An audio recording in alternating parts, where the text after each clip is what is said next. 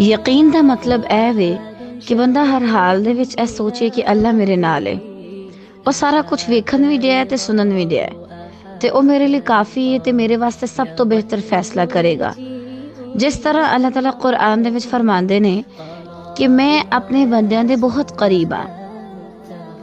जदों बंदा सच्चे दिल दे नाल अल्लाह ताला को दुआ करदे ना ते अल्लाह ताला उन्हें सुन लैंदा है। साड़ी जिंदगी विच कदे खुशी आंदी है, कदे गम आंदा है, पर जेड़ा बंदा अल्लाह ते यकीन रखदा है वो कदे मायूस नहीं हुंदा। वो जानदा है कि हर मुश्किल दे बाद आसानी है। साड़ी कमजोरी पता की असी फौरन घबरा जाने आ, पर जेड़ा सच्चा मोमन हुंदा है ना वो आजमाइश विच कदे भी नहीं घबरांदा। वो बस यही सोचता है कि मेरा रब मेरे नाल है ते मेरा रब मेरे लिए काफ़ी है। जेड़ा बंदा अल्लाह ते भरोसा करदा है ना अल्लाह उन्हें काफ़ी हो जाता है।